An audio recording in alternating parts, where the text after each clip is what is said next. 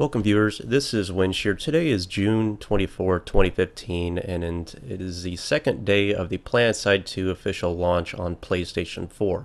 This will be a PlayStation 4 specific tutorial, and I want to just introduce some very basic but difficult concepts to grasp for new players. The very first thing you're going to do is make a character. And just remember, rule number one is that when you make the character's name, it does not match. It does not match your PSN name. And it's specific to the server you choose. In that case, it was a Grenadine server. There's two servers you can choose from in North America, for example. And once you choose that server, you are married to it for life. So bear that in mind. If you want to play with friends, that you all ensure the one that you choose a faction. You choose, you identify them with your name, and you identify which server you're going to play on, because if your friends are on one server and you're on another, you're not going to be able to play with them. So get that squared away first. A lot of my friends are just choosing the first server on the list, the Grenadine server, and I think a lot of people are doing that. The servers were just an absolute mess yesterday. The launch day was a failure because it was just inundated with thousands of people. It crashed all the servers, but a lot of interest in this game. So let's get to the tutorial. First thing you're going to do when you come into the game is you're going to choose a location to spawn. There's three factions warring on the one continent. You can zoom in and out with R1, R2, and you can cycle spawn locations using L1, R1. So basically, you can never win in this game. There's always just a constant battle for territories at a given point in time. All these flashes you see on the screen are where big battles are going.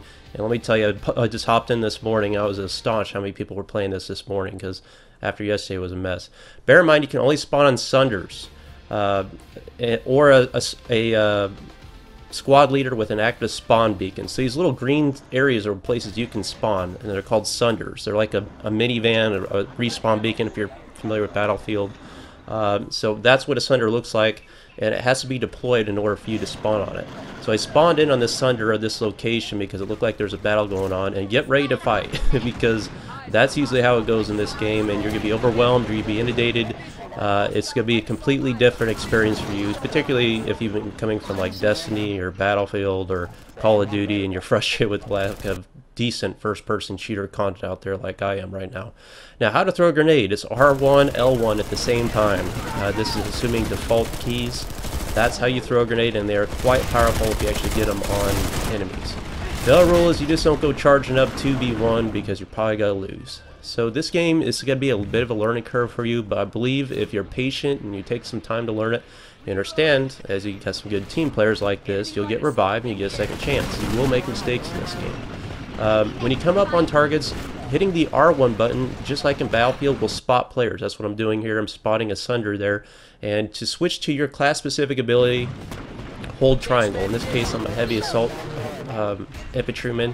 I have a rocket launcher. I'm the only class that has a rocket launcher, so I'm the only one capable of taking out the Sunder. These are very important objectives. Just as we spawned in a location on Sunder, so can the enemy. So you have to take these things out because they have a constant stream of enemies coming out of them. Whenever you do good on the battlefield, you are awarded certification points, rank, and experience, all of which allow you to buy better equipment, upgrades for your weapons, etc. For example, in this machine gun I have, you can see I have iron sights. It's very difficult to use. I can start to upgrade and with this experience. Or if you want to purchase, actually purchase certification points with real money, you can do that as well. But it's not a requirement. This is a free-to-play game also. It's going to take some time to download. It's over 10 gigabytes, so just bear that in mind. It's a massive scale game. Multiple continents. I think there's 4 continents, all huge in scope, just like this one is. There's battles going on at any given time. Every one of these players you see right now is somebody playing. I mean, this is first thing in the morning. You don't see this kind of population on a lot of games right now. Particularly with Battlefield 4, I've seen a lot of empty servers, a lot of frustration joining empty servers. You're not going to have that problem at all. The server you join is a live battle, so you just have to know where to go. Pressing L1 will activate your class-specific ability. Right now I have an overshield. That is my ability for heavy assault. It allows me to absorb more bullets, but it is a timed ability, and I turned it off there to consume or reduce my consumption. It has a recharge rate like anything, and you can see before it was medics was in there. Medics have like I think a health recharge as their default, and of course you can change these, you can modify these, you can enhance them. There's that's a video for another time. I'm just trying to get you guys into the grand scheme of things right now. Right now I'm in kind of the gunner seat of this under. These things need to be defended. Just again, look at all these players here. This is just one little tile on that map that I spawned into. I mean, and then of course you can zoom out and you can see the scale of the map and all the territories. So don't think that you're gonna have this kind of population at any given point. These are just where the hotspots are. You gotta identify where the action is. Again, it's all about the spawn-in location. You can also do an instant action option if you're not really sure exactly where to go. But be forewarned, once you die, you may not spawn in the same location. Here's a guy in an ATV going to come Rambo up here and try to roadkill some guys, just like Battlefield style. He didn't survive too long. Again, foolish actions in this game will be rewarded with a swift death. This isn't a game like Call of Duty or something where you just hop in and think you're going to get, beast kills. You got to use your brain in this game a little bit. It takes some patience. It takes some big boy skills to understand. So again, I'm kind of zooming out to kind of see what's going on. That is the Terran Republic's warp gate right there directly to the west. North is always straight up on this map, so directly to our west is a bad day for Terran Republic. They're in red. We are in blue as a new conglomerate. Vanu's always purple. So you can kind of see right now a new conglomerate is just cleaning up on this continent right now. And directly to the west of us is the actual warp gate for the Terran Republic. That is not a capturable position. In other words, I'll break that down here in a moment for you. In other words, here comes a guy in a, I forgot what these are called, mosquitoes. This is a Terran Republic mosquito. It's like a little air assault vehicle that can attack infantry and vehicles, lightly armored. Right now you see a lot of noobs in the game. Myself included, I don't know everything in the game right now. It's interesting to see people kind of try to figure out this game and grasp the concept of it. Basically, it's running.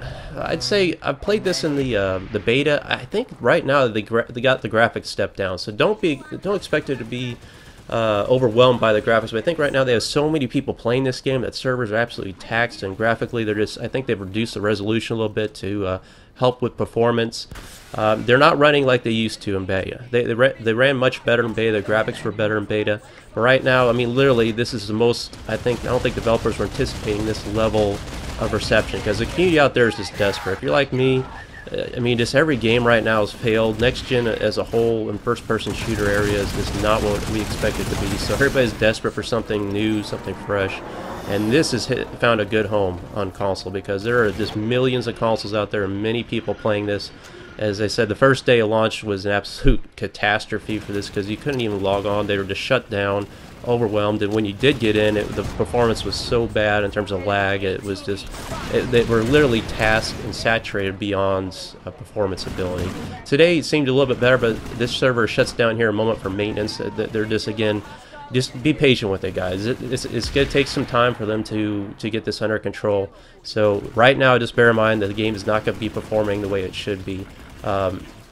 So just, again, have some patience. So that's the shield right there for the warp gate location. Again, every faction has one of these on a continent. They're always at the edges of the continent. You cannot capture those zones, so it would be futile for us to go there and attempt to push up in there.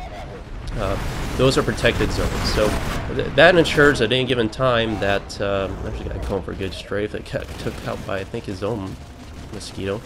That's a good example of, or I'm trying to say is, what these warp gates allow is to ensure that you will at least have one location to stage and affect an opposition to a continent's fully captured point. You can warp to those locations at any given time as well. Now quickly, just a quick rundown. I'll probably have to make another video about this more detail, but if you want to join friends, the first thing you have to do is leave your assigned squad. ensure you have them in your friends list. Again, remember the PlayStation 2 names differ, and either send them a friends request or a squad invite, or have them send you one. And then you use your touchpad to accept the invite. It'll come up in very small print, and it's really hard to see. I don't know, in your middle of the action you probably won't even see it, but on your screen it'll say, so-and-so has sent you a squad invite, do you want to accept? And then you swipe with your finger on the actual touchpad of the PlayStation 4 controller up, I believe, or left or right, just either say yes or no. So that's just a quick rundown. Again, it will give you a squad invite at the very beginning, or it will assign you a squad at the very beginning just by default. You can exit that squad, and then you want to join up with your friends. So I hope that kind of gave you a little breakdown. This we'll have more content this to come, and welcome to Planetside 2. It will be quite an adventure for you. Thanks for watching, guys. I will see you on the battlefield.